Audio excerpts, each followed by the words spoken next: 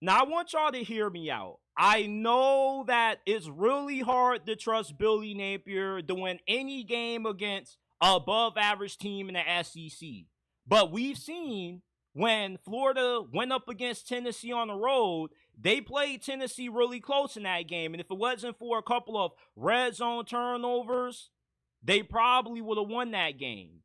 And one thing about Billy Napier, in spite of, how disappointing his tenure at Florida has been, he's shown the ability numerous times in the past to have Florida ready to play for these big time games. Even if they don't win them, at least he's able to keep them close. He played Missouri pretty close last year. You played Georgia pretty close for the majority of that game a few weeks ago. You're going up against a LSU team where you have a very big advantage against LSU. They always say styles make fights. Well, what has been LSU's biggest problem this year? The same problem that cost them to lose to Alabama in blowout fashion, the same problem that cost them to lose to Texas A&M, imploded in the second half of that game, nearly costed them that win against South Carolina, has been their defense's inability to neutralize dual threat quarterbacks.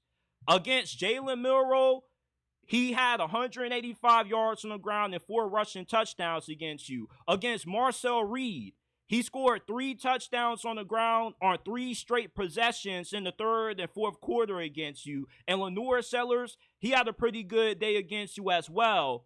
DJ Lagway didn't play last week against Texas.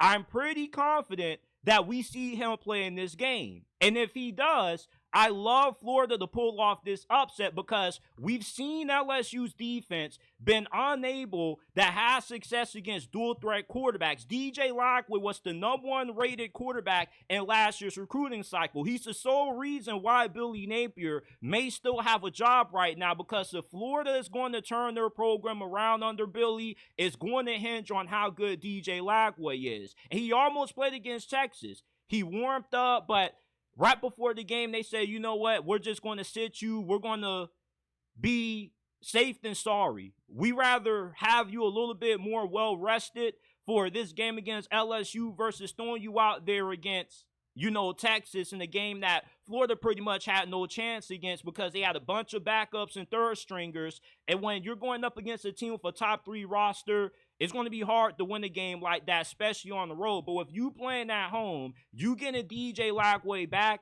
it's going to be a tremendous boost to that offense, because the strength of Florida's offense is how well they can run the football. Not only is DJ Lagway a really good runner, but you also got a true freshman running back in Jahan Ball, who leads Florida in rushing. He has 411 rushing yards, 6 touchdowns on the ground, and he's averaging 4.6 yards per carry. What Florida does well is what LSU's defense struggles at, which is running the football. LSU can't stop it. We've seen numerous occasions LSU's defense get gashed on the ground. Hell, after Jalen Milroe scored his 4th touchdown last week, when they cut over the LSU sidelines, you saw Brian Kelly talking to his defensive coordinator, Blake Baker. I thought that he was saying, hey, bro, after this game, just clean up your office. You're gone. Because this has been the same issue that plagued LSU's defense last year. You couldn't stop dual threat quarterbacks, and you still are incapable of stopping a dual threat quarterback. Florida doesn't need to win this game throwing for 250 plus and 4 touchdowns to beat LSU. One thing that we know about LSU is that they're going to give you chances to beat them. What do I mean by that? Well, LSU is a team, outside of their defensive struggles against dual threat quarterbacks and against the run, offensively, they beat themselves because, for one, Garrett Nussmeier, as good as what he is at times, he makes a lot of NFL-level throws. He also has a turnover issue.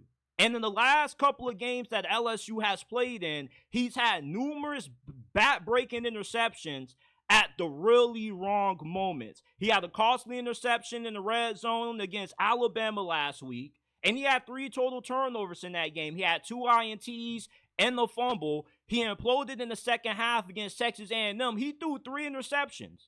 He kind of lost LSU that game against A&M.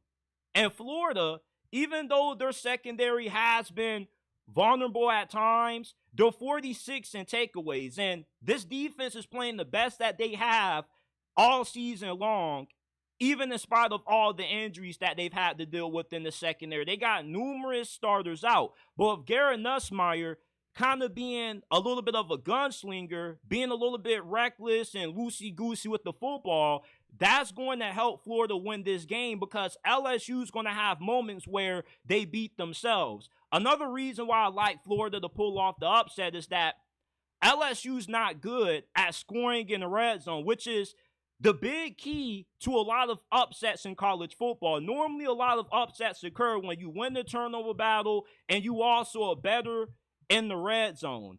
LSU is 86 and red zone scoring this year, which isn't good. That's been the biggest talking point that LSU fans have had about this offense. They are explosive. They do have a lot of good wide receivers. They are one of those teams that could take a 5-yard slant and turn it into a 40, 50-yard touchdown. But when they get inside that red area, the field gets condensed, half of the playbook is gone. That's where they struggle. They haven't been good running the football, so they're not really that good punching the ball and just out-muscling you once you get into the red zone. And two, with the erratic decision-making of Garrett Nussmeier, it makes it hard to trust him to make good decisions in the red zone. He's either going to cost you and take points off the board with an interception, or you're just not going to come away with a touchdown at all.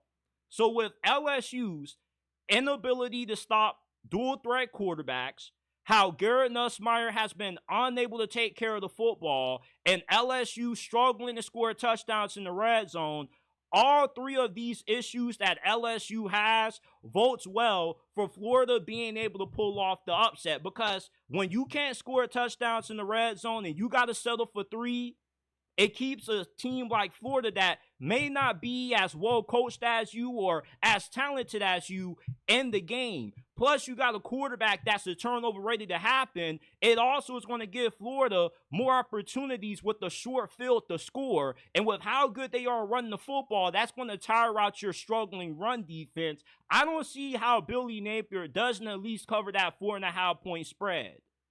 I'm really confident that Florida wins this game. Billy Napier, that Texas game was really ugly. But LSU is far from what Texas is. And I know that we saw LSU a few weeks ago go on the road and beat Arkansas when everybody thought that was an upset spot. But this game is a little bit different because you're coming off 2 straight losses. It looks like your playoff hopes are down the drain.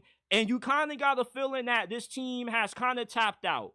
You know, with how demoralizing of a loss you just took to Alabama, you're coming off 2 straight tough losses against 2 really good opponents. This is the prime opportunity for Billy Napier to get a big-time win against a team that right now it seems like their season is on the brink of spiraling out of control with only a few weeks left to go.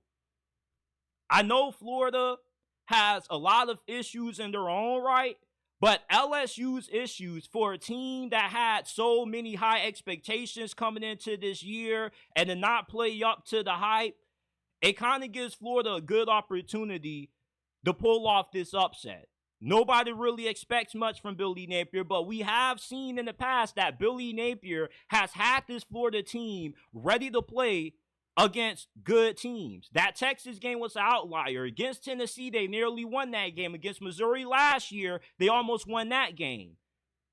Billy Napier has come close to pulling off a few close calls.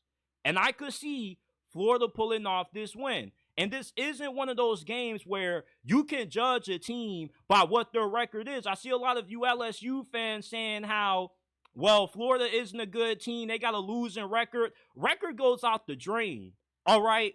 Your run defense has not been good this year. You've struggled against dual-threat quarterbacks all year long. This isn't about record. This game isn't about who has the better team. This is a game that is going to be dictated based off style. And Florida style of football, running the football, if you get a healthy DJ Lagway, it's going to be able to attack LSU's biggest vulnerability on their defense, which is their inability to stop the run. We've seen every time LSU has gone up against a dual threat quarterback, they've struggled to contain them and they've got blasted on the ground. Florida's playing with house money. They have nothing to lose in this game. And Billy Napier, I expect them to have this team ready to play, especially on the road in the swamp. It's going to be sold out. It's going to be a hostile environment. I'm expecting Florida to get this upset.